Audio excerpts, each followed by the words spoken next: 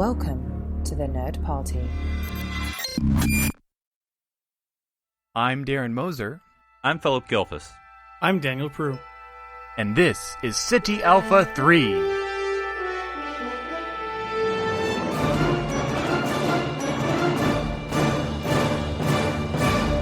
Welcome to City Alpha 3, the Nerd Party's Star Trek podcast. I'm Philip Gilfus, your host. I'm joined, as always, by Darren Moser and Daniel Prue. Gentlemen, how is your news-filled July Star Trek going?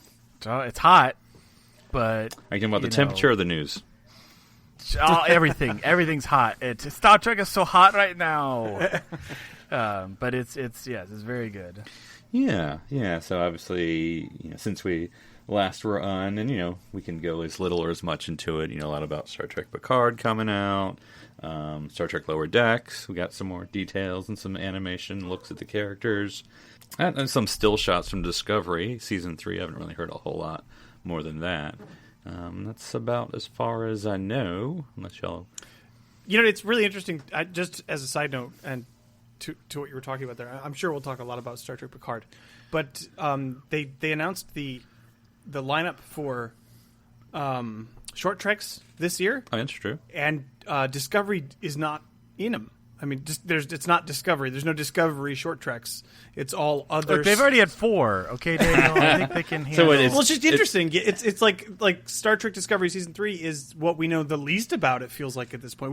I think we've got a couple of stills of them standing on some sand on a beach maybe somewhere. Yeah, and there's a new character, and that's about it. Some new guy, and not whatever. That's fine, but it's just interesting because we have all this. We're flooded with all this other news, and it's like I'm shocked. I was a little surprised to see that nothing is going to be. It's going to be the Enterprise. It's going to be set up for Picard, and I think there was something else that was involved as well. Yeah.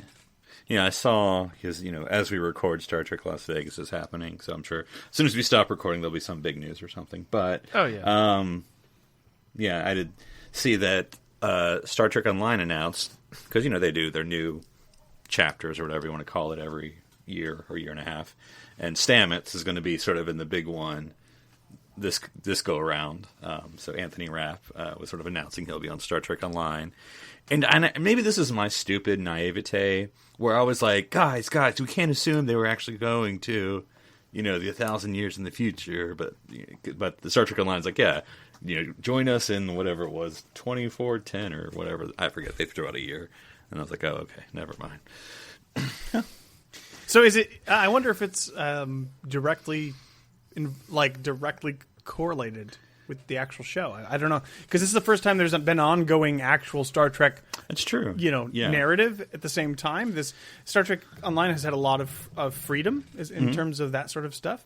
If they're trying to tie in with something that's new, that's good. And especially since they're more or less, maybe less, but they're more or less taking place during the Star Trek Picard timeline, and so Picard will, whatever, it doesn't matter, but maybe invalidate, their world a little bit, but it would be really funny, like, every week they have to retcon their own stuff that they've already built up because Picard keeps sort of just tearing up the script and making new stuff up. And they will, from what little I know, I know Star Trek Online, but as far as what little I know about how they work behind the curtain there, they will do that, I think. They're not just going to have this is our static world and we've already made it. No, they're going to change based on what Star Trek is. And so I think that'll be, it's kind of a tall order for them, though. So, yeah. But yeah. So I had a little bit of Star Trek news myself, talking about conventions. I went to a convention with my wife Jessica some time ago, GalaxyCon, and one of the things we ended up doing was taking a photo with a certain former first officer of the Enterprise and a helmsman. Oh, but you got a picture with Picard's dog? But yes, we got our pictures taken. I'm looking at it right now. I would pull it from the wall, but it takes too much time to put back, with Will Wheaton and Jonathan Frakes. And so that was very interesting. For one thing, I'm not great at always of these photos because I don't want to get all up on a person that I don't know.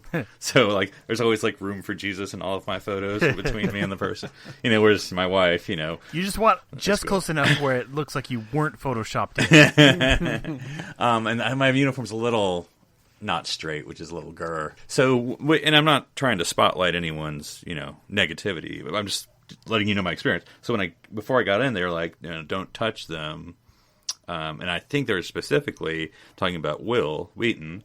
And I think someone in front of me, I was like, well, I did it. And it's like, oh, he has anxiety. It's like, oh, okay. Well, understand. Yeah, he has anxiety and depression and that's, that he's spoken about a lot. And so, when you woke up, he sort of, Will was sort of there. But Jonathan, I think, was kind of doing all the work, because that's fine. Yeah. But so, because, Frakes is Frakes. And he saw like he gave me a fist bump because I was wearing my first contact uniform. We've seen them run panels. We know how much they care. Like, they're going to do what they're going to do. He made a little comment about my wife. She was wearing her TARDIS dress, and so he has hands on my wife in the photo. But Will, once, on the photo, he's smiling, very happy. So, he did the job well. So, yeah, that was our brief experience.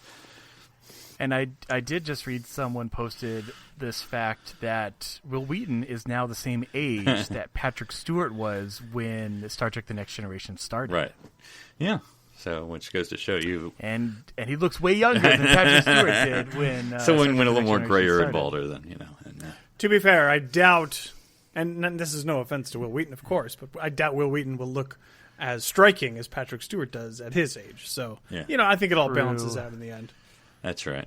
Well, it's also a evolutionary ball of light. So, I mean, there's that. That helps. Yeah, it helps. It certainly helps, yeah. So, not Star Trek related, but we did also get our photo with David Tennant, who was also very lovely in the 5 seconds you have together before the photo was taken. So that was nice. But yeah, it was cool stuff. There was a and again, not necessarily Star Trek related, but we went to a tap show. Tap dancers, but it was Avengers based, and so they're like a cosplay tap dance group. And so they were all dressed as the different Avengers, and they have like these sort of like little, scripted moments. So, B on acting or C on acting, but that's fine. But they'd all, that goes into this performance of them doing this tap show as the Avengers. So it was pretty cool. That was pretty cool and nice. But the big thing, and I won't go into details because again it's outside the purview of this, is I met J. Michael Straczynski, Joe. JMS, and JMS, got him to autograph his autobiography. And when I first met him, it was sort of in the convention room, which I didn't even know he was going to be there, and I knew he was going to be there, at a panel, but he was just there, and he's like, oh, and he's kind of like, I had to kind of wake him up, like, hey, afternoon, and so it wasn't like a great experience. He signed it. I'm like, okay, well, whatever. But then I went to his panel, and he later explained he was jet lagged, so he sort of woke up during the panel. But it was really cool because it was just a Q&A, and it was just him. There's no moderator. It's just him. He just walks up sits down, and has the microphone. It's like, all right, what do you want to know? Yeah, what are your questions? Yes, I thought about all 5 seasons from the beginning. Yeah, and so that was really cool because I got to ask 2 questions, and there were a lot of good questions, and a lot of questions about Ryder. But then I think you had that person, which, Daniel, I know you won't understand the context, but you'll understand the tone. Like, the first person was like, Byron, season 5, what was wrong with him? And it's like, really? This is how we're doing this, but I don't know. So, yeah, don't like insult the person who wrote the character. So, well, any other thoughts about? I mean, so with the Star Trek Picard show and the trailer, like, what's your top either moment from the trailer or top thing you're looking forward to, Daniel? Okay. Oh God, how can I distill it into one thing? Okay, I will say that I'm a little nervous about the actual plot or structure of the show. Uh-huh. The whole she was chosen one sort of nonsense silliness. She's the only one in the universe that can do that. Was kind of God. I hope she does. Whoever that character is, I hope it doesn't turn into Michael Burnham. But this wasn't intentional. Directed at people like you and me, but of course I got excited about seeing Data and Seven, mm-hmm. And I mean I couldn't help it. I mean it's blatantly obvious that they're pandering to us. But of course this is exactly what I wanted. And then when I found out when Hugh was going to be on the show as well, like this is And then of course now we learned in the past couple days, Robert Picardo has come out and said, "Oh, they've approached me for season 2." Yes, this is exactly what I want the show to be. I want it to be a continuation of the Star Trek we know and love.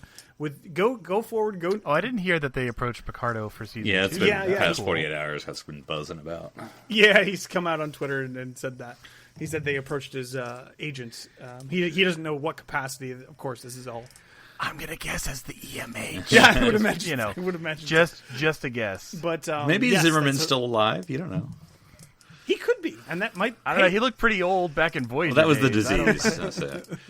That could be interesting.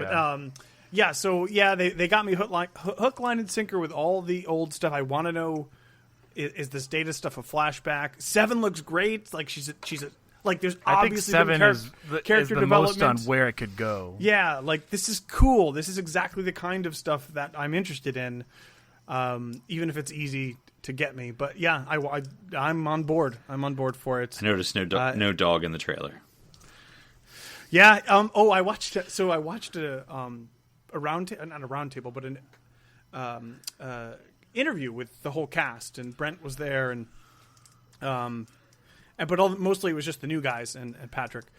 And they asked him about it, and he goes, "Oh well, I don't know if it's a spoiler or not, but he says we leave the dog behind. The dog stays back on Earth, so he's not going to be gallivanting across the stars. He's taken to a very good farm, everyone." So, yeah. Darren, what about you? Your top moment or top thing you're looking forward to? Oh man, it like Daniel said, it just hit all the right buttons, and it told us enough to get excited, but didn't like give the. I mean, we still don't know at all what this is about, right? You know, and I know some people were like, "Oh, why is it not Nechayev?" And I'm like, "Hey, look, you're getting like a lot of main characters. I think just it's okay that they have new admirals and new, whatevers."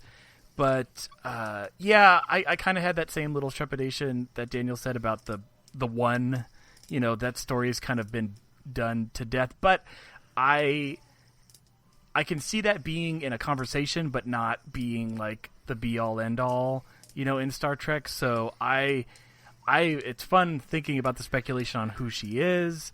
Is she Lal too? Is she some daughter of 7 and something? Who knows?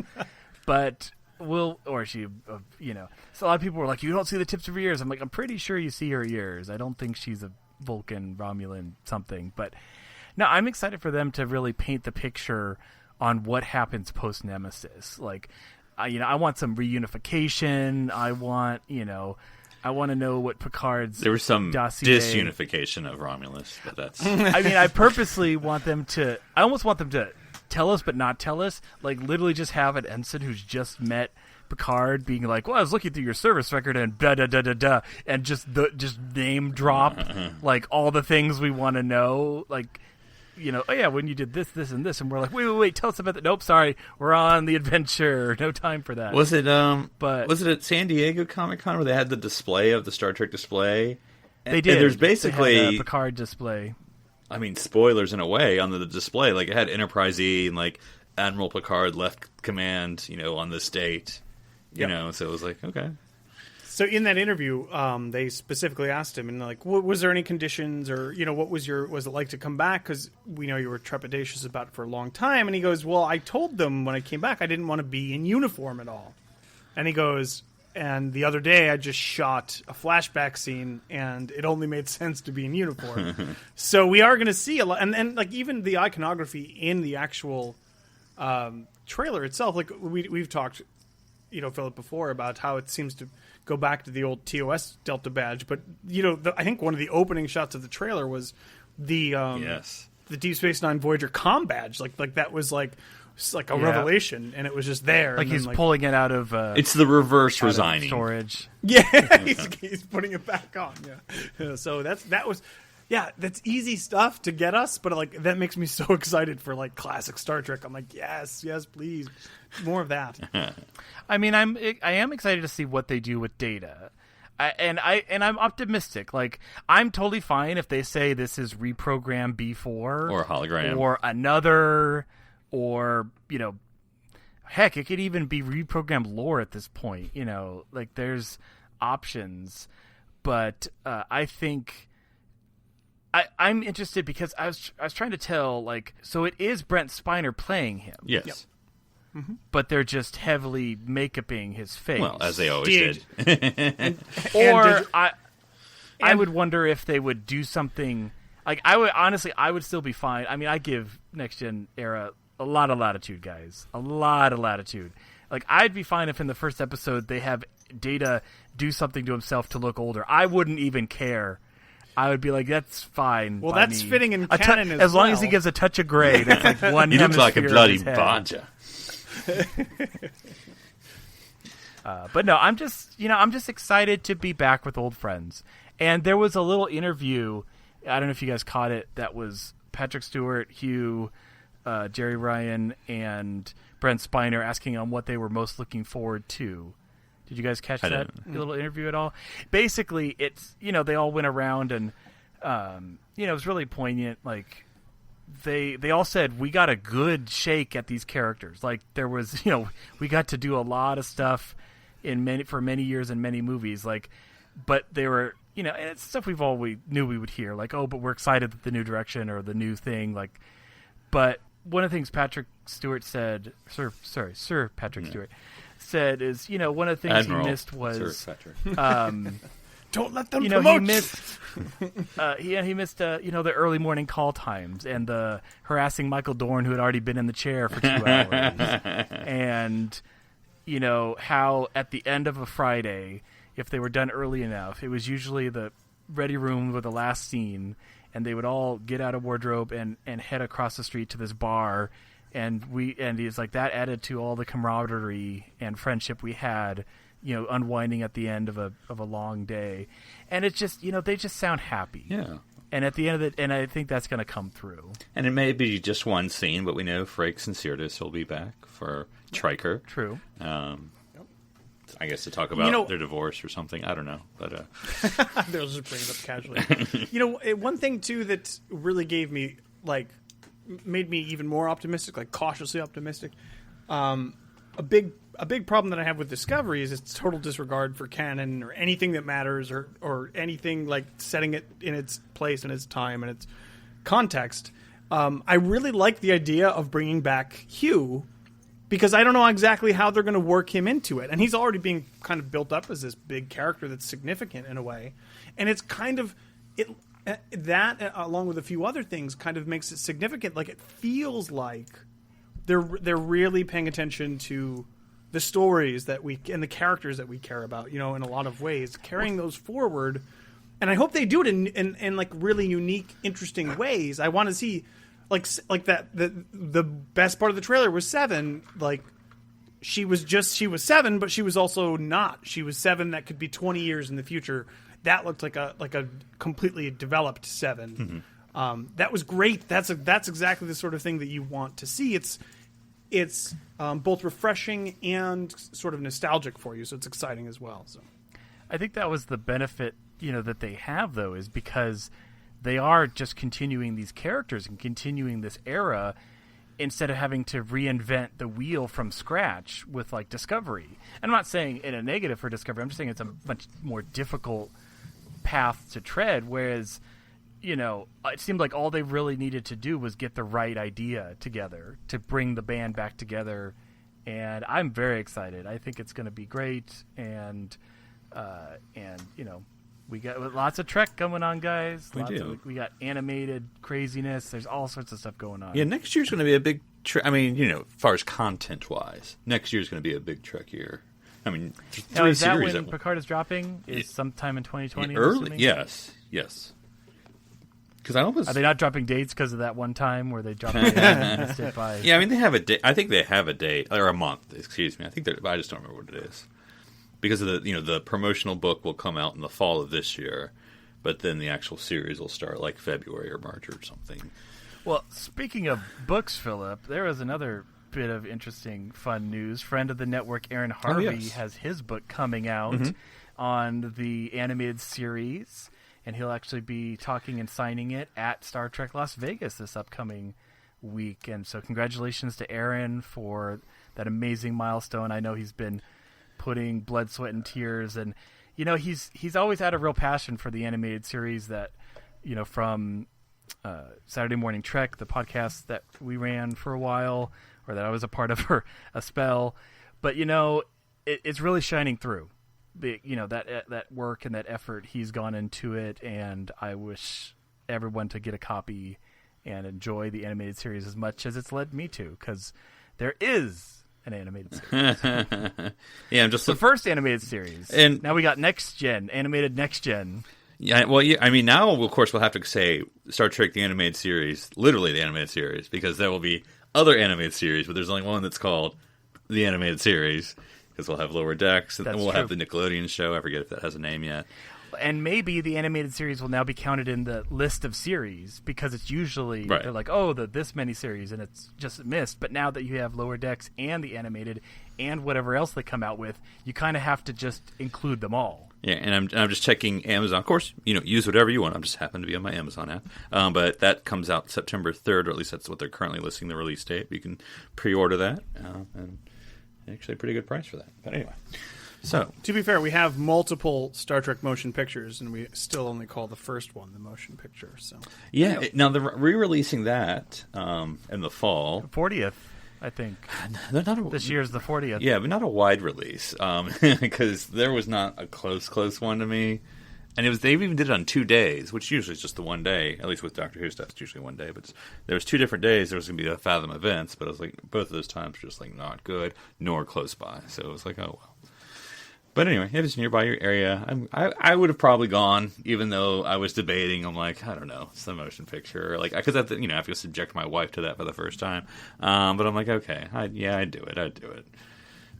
I'm curious if there's one near me. I doubt I would go. Yeah, I'm sure there is. I mean, where you live. I mean, I don't know what you consider near. I mean, mine closest one was like. I mean, I love Star Trek enough, but it's a lot for me to go out into theaters and pay that just to see something that I have on my shelf right now. Well, to be sure, arguably, it would be in the top 3 of Star Trek movies you should probably see in a theater. You're not wrong. But I mean, I understand. I mean, maybe you are, though. Well, I don't think it does. I don't think it does any better on the small screen. But anyway. Now I want that trailer like the Star Trek or the Star Wars one, where it's like, until now, an entire generation has only seen Voyager on a screen like this. Now, like it was meant to be seen, slightly larger screen, and it's friggin' big. I mean, just go to maybe if I needed a nap that day. Yeah. Just go to the Admiral Kirk arriving at the Enterprise scene, and they're like, I got my money for that. 10 minutes of looking at the Enterprise. So, well, for our topic today, we're going to be looking at some 2-parters from Star Trek Voyager, talking about Legacy Trek anyway.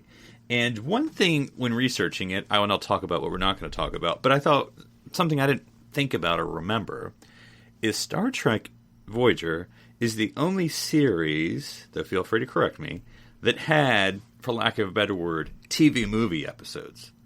So we're not going to talk about them because they're technically not 2-parters. They were just like 2 hours long, like at a straight shoot. But like work, was it Workforce? No, that was a 2-parter. That? The ones that I'm thinking of course I don't have it in front of me because that would have been too convenient. Dark Frontier, off the top of my head, was one of them. And here we go. Sorry, Dark Frontier was a, I'm going to call it TV movie. Flesh and Blood, for some bizarre reason, that one was also a TV movie. And then there's Endgame, of course, right? But of course. I feel like DS9 did, but I think I know, you're right. I mean, as far as finales, all the finales were TV movies, but not actual like. I think Dark Frontier. So like, hey, let's stop doing. Well, I mean, DS9 had 3-parters. DS9 went crazy off the rails. They didn't plan it at the same time, So yeah, so we may talk about that sometime in the future, just like the 2, because I mean, Endgame is its own thing, but the 2 TV movies of Voyager. I just thought that was interesting when researching. Like, there's technically not even a part 1, part 2, because it was only for editing purposes, split later for syndication, but it was just showing the whole thing. So the ones we will be talking about are, I'm just going to go through the list real quick, and we'll go in specifics here. Basics, Future's End, Scorpion, Year of Hell, The Killing Game, Equinox, Unimatrix Zero, and as you mentioned, Workforce. Like I said, we won't do in-game because that one's obvious. So, and, we can talk about whether you liked it or you're not liked it, but one thing I thought for these two-parters is, should there have even been a two-parter? Like, is this story big enough? Was there enough to tell two-parters? Could it have worked well as a single episode? Or was it one of those stories that you look back and you're like, yeah, that's a two-parter? Or like, maybe not. Well, because some of these, I'm trying to remember, were all of these over the season breaks? Because I think that's really what it falls down to. Like, if it's over a season break, it kind of has to be a two-parter. Or are you meaning is the story big enough to be a two-parter? Exactly. The first one, and perhaps one I feel like we would know the best, is Basics. And this would have been, I'm going to say the season 2 ender. This is off the top of my head, though. Yes, because season 2 began with 37. Sure, here we go. So Sorry. it did not begin. Yeah, this was aired 20 May 1996. So this was the end of season 2. Everyone kind of remembers Suitor, Kazon's takeover, they strand everyone. The Doctor and Suitor are the only ones that's part on the 1, ship. and then part 2 is taking back the ship with Paris, bringing in the Talaxians or whoever he brought in, and then taking back the ship, and then we never talk about the Kazons ever again. It's like the last big hurrah of the Kazons. The death of as we Seska. moved along. So, Darren, what do you think of Basics as Voyager's first two-parter? I mean, if you can't get behind the Kazon, it's really hard to get behind Basics. Like all the stuff on the planet's really cool, and I like the premise. It's just it's really hard for me to take the Kazon seriously. It really is hard, and their ships are so dang huge.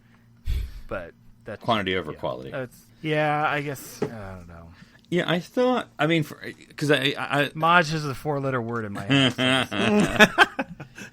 The thing when I think about Basics, I mean, I always love retaking over the ship story. I mean, all of them. It does happen quite a bit. So. And all of them. And it's a good. I mean, part 2 would be this one, but I mean, I love that the Doctor, because it's kind of still a new Doctor. Isn't quite himself that we would know. I'm a doctor, not a revolutionary. Or whatever exactly. And then Suitor struggling with having to embrace his killing nature, which he's been fighting for so long, ultimately ending in his sacrifice. So that part is cool. I would say Suitor's the best part of this whole two-parter. Really, like he's actually a really interesting character. Let's go a little bit further and say Suitor is the best thing he's ever. He is the best thing that he's ever in. So anything that he's in, he's automatically the best. The actual actor, or just the character? No, I mean the character. Oh, so Meld. I think you like Meld, the episode? I do. I actually, he's probably one of my favorite Voyager characters. I really do wish they kept him going because he's super interesting. Like, and maybe it is just a testament to the because it's like the Maquis should have been, where they're very different, and you have to treat them differently and work differently with them. They're not just a normal Starfleet officer, right? And it's sort of, and I'm trying to remember because obviously it's been a while. How they explain, because theoretically by the 24th century you can scan for psychotic or whatever his particular mental ailment was. And so I forget how he sort of slipped through the cracks or whatever. Is that because Bashir mistook the ganglionic fiber for the post-ganglionic nerve? If so... But with the Maquis, you can sort of bring in a 20th or 21st century story to the 24th century because it's always difficult with our utopian, whatever, humanity. See, so the thing with like Suitor and the Doctor, two of the strongest Voyager characters. This to me, like you mentioned it, Darren, I was surprised. I feel like they dropped the ball on the actual planet side stuff. That stuff was super boring to me, and it's for some reason it's not interesting. It's like you would think that it would be trivial for a crew of however 100. I get it, the planet's barren and it's whatever. It's not easy. But it would be relatively trivial for these people to kind of survive, at least for like a week, which is what it turns out to be. So that's like the least interesting part. The Tom going out to get help, and then the Suitor and the Doctor stuff is way more interesting. I feel like of that speech by Quark where he's like, "You watch these humans, Nog, take away their creature comforts." They get nasty. Once they get hungry, yeah. I do feel like the idea of a basics story is interesting, like the actual basics part of the crew on the planet. But I see what you did there.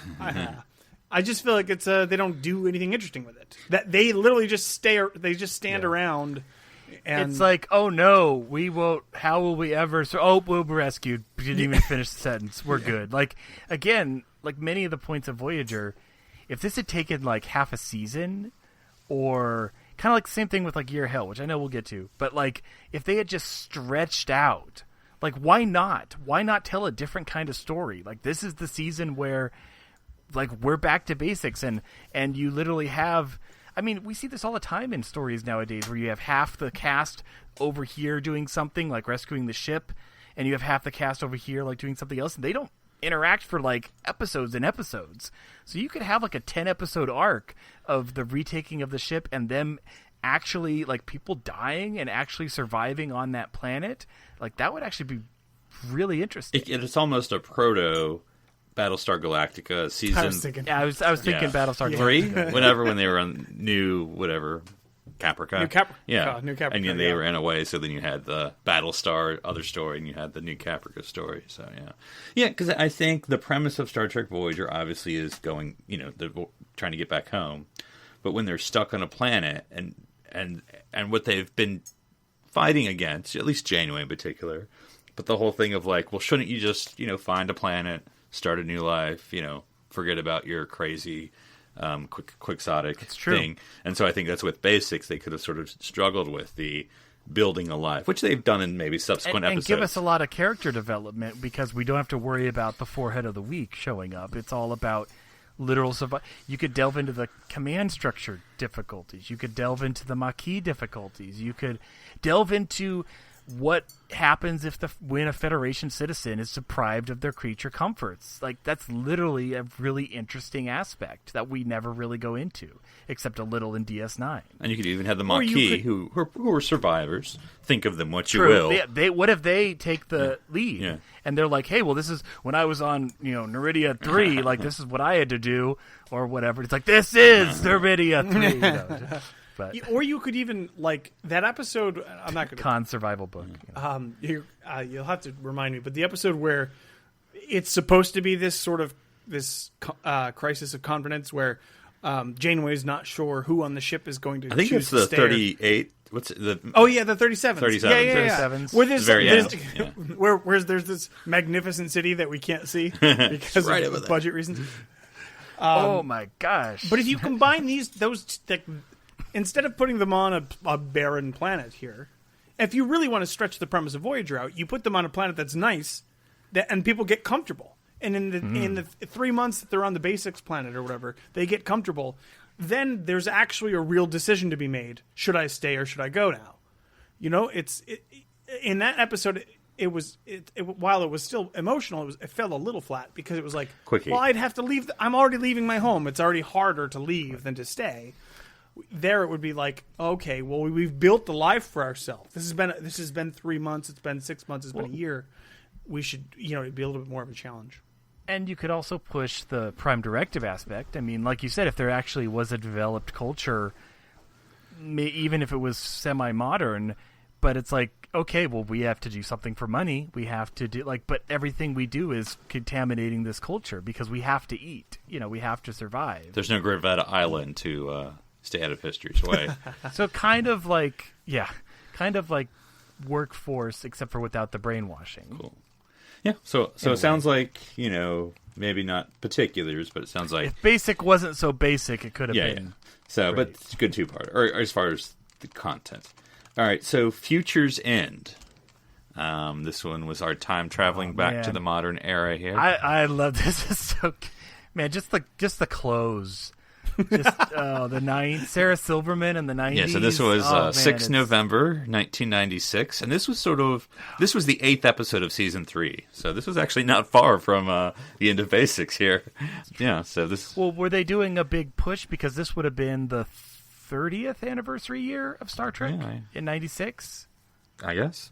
I believe. Yeah. So Daniel, the time travel back to the 90s. You have Ed Begley Jr. Discovering the internet in the 1960s as a hippie, and all the wonderful stuff with the Doctor getting his little Oh yeah, the mobile emitter. Yeah, it's. I mean, I don't know how you don't love that episode. It's a great episode. It's super fun when Star Trek visits. It's like, I guess you'd say it's originating time. Mm-hmm. We're talking about Star Trek 4, right? Obviously a big success. Well, double dumb on you, Daniel. I mean, it's done it sometimes well, but and sometimes poorly. But I'd say overall it's done it pretty well. But this is such a fantastic celebration of 90s culture. Like everything about it is just so. It's like a time capsule of the 90s. I can't help but love like you mentioned, Sarah Silverman, just like that whole arc. Everything about it is just perfect. It's so stupid and goofy and fun. I actually, it's probably my favorite Voyager 2-parter off the top of my head. And it's just so lighthearted. You know what I mean? Sometimes we get bogged down. It has a lot of fun. Yeah, and it's just really, you're just having a good time. And even though there's the peril of time travel, it doesn't feel like, it's different than the DS9 where they go Bell back riots. and they have to the Bell riots and they have to save the future and set the course right. This is just like this guy's meddling a little bit. Maybe we'll stop him, but we got to get home. Yeah. He's like opening up a time vortex, and So it was. I was just looking what the cliffhanger was, and it was when the TV news footage of the Voyager dipping down below, where it's on. Because they had to go. Well, then they minority report the bad guy because he hasn't committed a crime yet, but he will, and of course, and this introduced, as far as I can say, the time ship, or that Federation would be in time. Oh, that in the future we have a temporal Captain Department of Temporal Investigations and stuff like that. Yeah. Which we see really well in that 7 episode much later. Mm-hmm. Yeah. You also have to think this has got to be one of the cheapest episodes of Voyager location, produced. It's right there in LA. I mean, it could have been even cheaper. Tuvok pointed out they didn't even really need to wear their uniforms. They could have just worn their normal street clothes and saved even more money. Everybody just wore what they were wearing to work on that day. Like nobody changed. Picardo got to see what another set looked like. It was all. It was great. I'm outside. The extent of the makeup department was they had to put Tuvok's eyebrows on. Yeah. Did he get to wear the ninja? Then he gets the bandana. I didn't think it covered. I didn't think it covered his. That's true. It's just they always cover the. I think they always cover the eyebrows and the ears because of the. Yeah. But and again, I mean, not only is it a fun episode, but just the writing brilliance of the mobile emitter. Even just for that, that's such a cool piece of technology that opens up so many doors for the Doctor. Mm-hmm. I can't imagine if they'd done 7 years of him stuck in that. I mean, I think it would have been hilarious if there was an episode. Well, I mean, not hilarious, but an episode where someone or something is right outside the door and he can't get to it. And that, he has to find a long scanner or something to hit it with or something, and or he tries to fashion a sling that he can but there's no blanket, so he's trying to pull them into the door so he can. He ties a bunch of hypos together to form a long pole. and he pushes it. It goes. It pushes it. Yes. So sounds like a good enough story for 2-parters. So we're going to stay in the 3rd season. This is chock full of them, and this is how the 3rd season ends with Scorpion.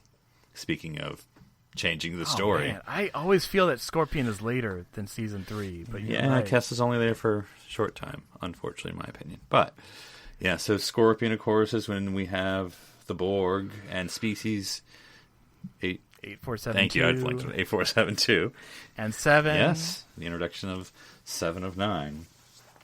So this was a big one. This is actually, because I was looking at Memory Alpha, of course, for all these. This has a long entry for this one, understandably so. But there's especially a lot of the CGI and a lot of new things going on. So, Darren, what are your Scorpion thoughts? Yeah, I mean, I think everyone regards this as one of the best 2-parters or best episodes in general of Voyager. And I don't think you can really change much about Scorpion without changing the entire direction they kind of went with the Borg. And now I know in hindsight a lot of people kind of feel that Voyager kind of overdid it and changed them from this kind of menace to villain of the villain of the month, I guess. But no, I think, I mean, we were just talking about we're glad to see Seven back and see what's happened to her as a character, and this is the establishment of that character, and I think they did a good job with it. So, Daniel, what do you think of the two-parter that began with the premise, what's better than the Borg? Yeah. That's true, the 8472 aspect. You're just mentioning, Darren, about people that don't like exactly where they go in this direction, and I'm one of those people. This is like the immediate castration of the Borg, like immediate and complete. It feels like because there's like a scene in this episode where I feel like there's like 12 Borg cubes around the Voyager, and it's there's a scene where like she's like basically the easiest thing to do would be to assimilate you, and like they basically could just right then and there, but they don't. So it's like I don't know. It feels like I don't love how Voyager handles the Borg, even from the start of this episode going forward, certainly. But like you mentioned, this is the establishment of Seven, which is super important and a great thing for Voyager. So it's interesting in how they handled it and how they handled it going forward. But it is, whether you appreciate the direction they went or not, it's a pivotal moment in Voyager history. Like 8472, they never did anything for me. They never bothered me, but I just, okay, whatever. It's almost like they tried to make 8472 the new Borg, the new unstoppable force that we can't reason with, and that's what made the Borg interesting. And by taking it away, and then they just show up as cosplayers, Starfleet cosplayers in another episode. So. Yeah. So it's I don't love the episode, but I recognize that it's super important. I will say, in terms of what the original question you were asking, Philip, I don't think it's a one episode story. I do think it's a bigger story. I wish they did it a different way, but it's a big story that they were trying to tell for sure. I think one of the central premises of this story, and I'd have to watch again because when I think about it, I'm like, ugh, I hate that. But it could just need to watch again.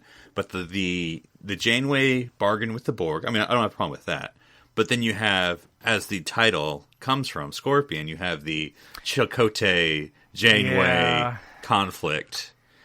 Yeah, I think that's overplayed as well. Because that's the whole. I actually forget how the first part ends. It's basically the fox is going to swim across the stream, and the Scorpion needs a ride. But I don't know how the episode ends. This part one ends. But anyway, at one point, Janeway gets knocked unconscious or whatever happens, and then Chakotay's in command, and then it's like, what decision will he make? And so. And it goes and he goes fire at 7. And then Parrot's like, what?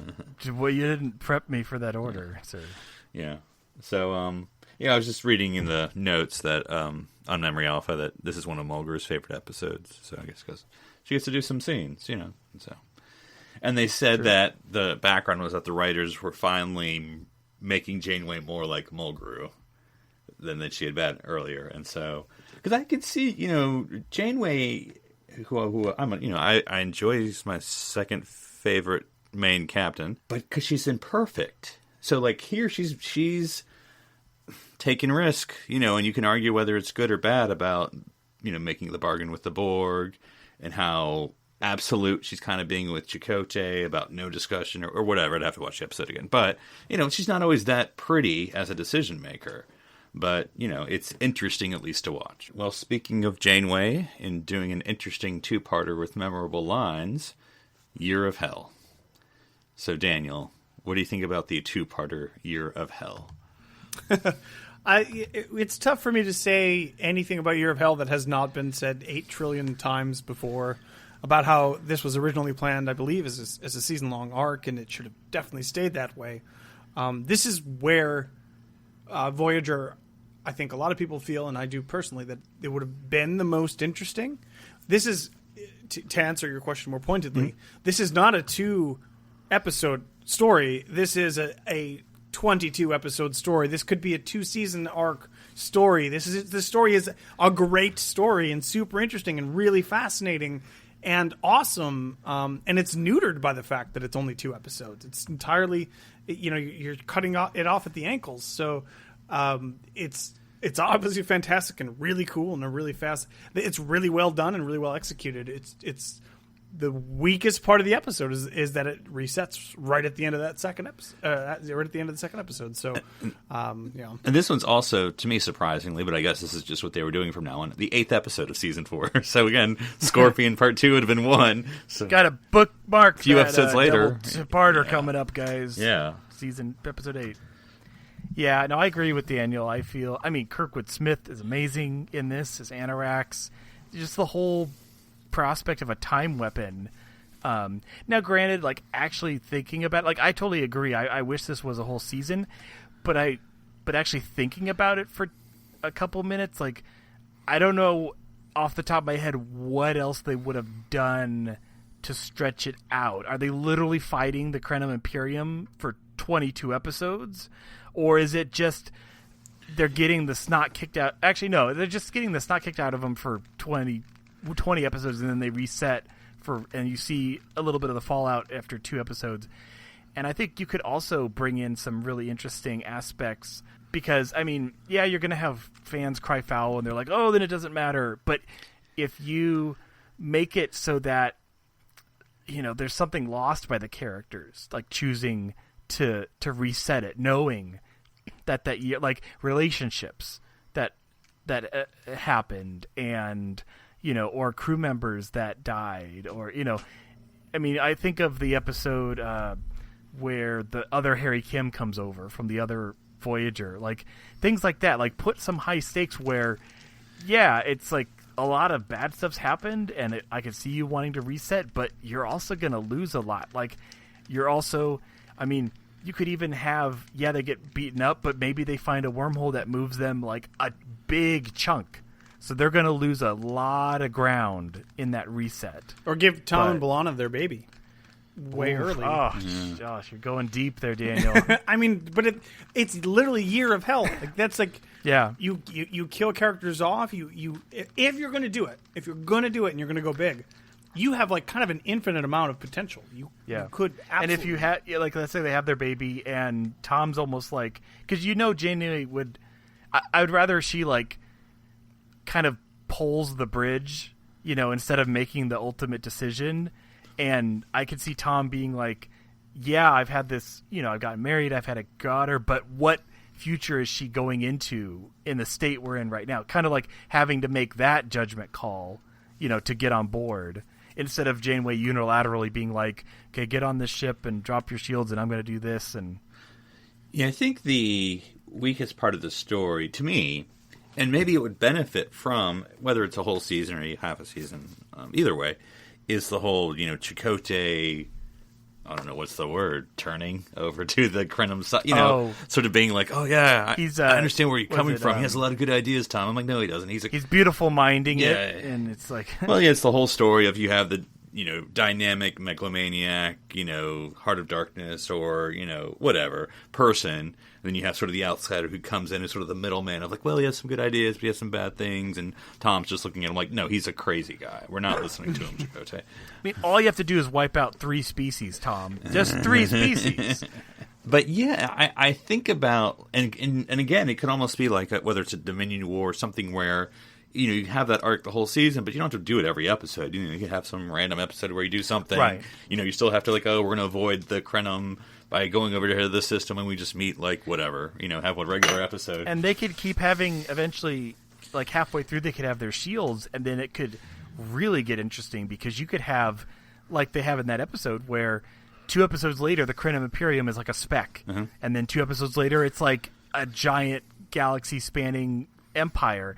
And so they're almost like, we don't even know what to do because the enemy is literally changing from week to week. And you could really play with that, basically, parallels of bringing in... Sorry, that title's already taken, Philip. You could bring in, like, the actors who were in the pilot, because, maybe Chakotay gets hit with a shot, and so you have First Officer, asshole, from pilot. Yeah. And then, and you could have that episode where you just play with those characters, the what if, basically. 'Cause it's basically what if. Yeah. The original Doctor survived and that sort of thing. Yeah. It'll be some like part in the episode where they turn on the image for like 2 seconds and then that's it.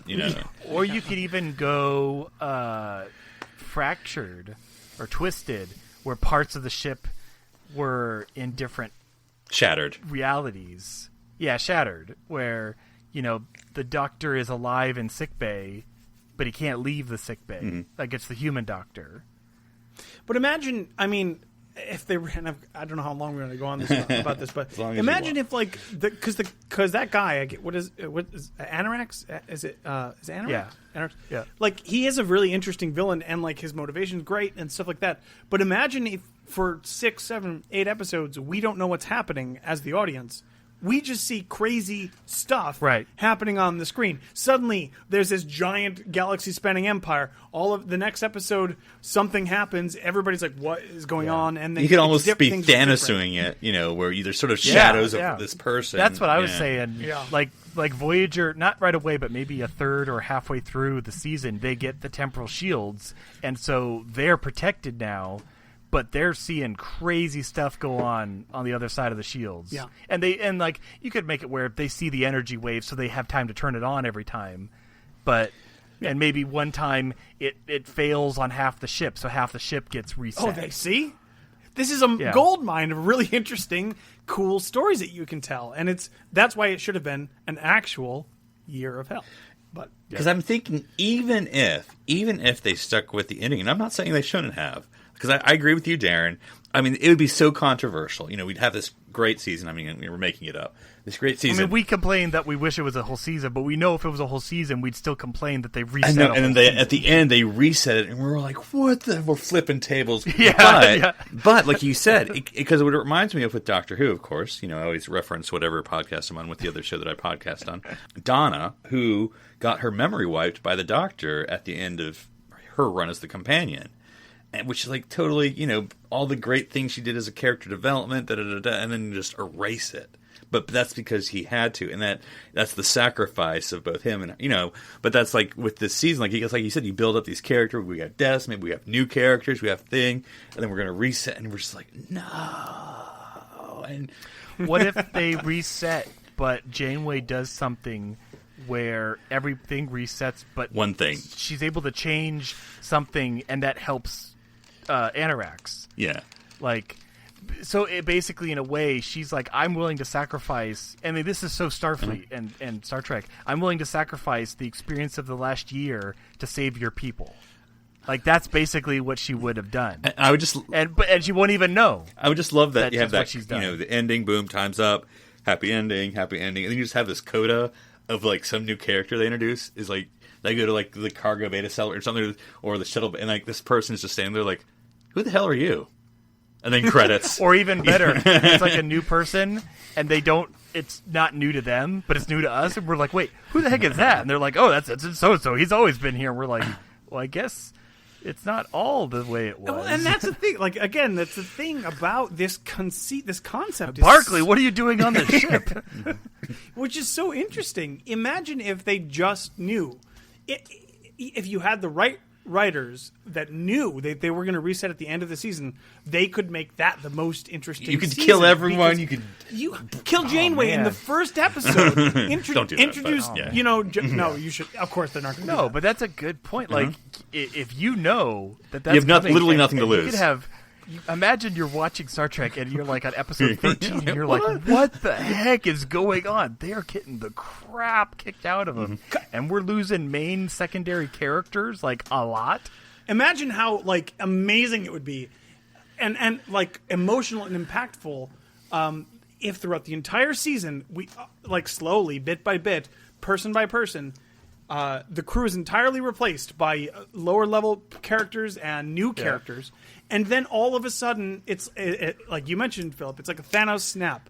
And we're back to the original, 12 episodes ago, the original characters. It's like, can you imagine? That would be so fascinating and interesting. And it would be so interesting and good that, some people would be like, oh, well, you can just skip season 4 because it doesn't matter. It doesn't matter. But you would have other people saying, no, you absolutely can't skip season 4 because it's an amazing season, even though it resets. Start with season 4 because those characters are the best characters. Who knows? Because then you could do, I forget when the Lower Decks episode was, but you could then do a Lower Deck of those, the minor characters we saw, but in their original status, in the next season.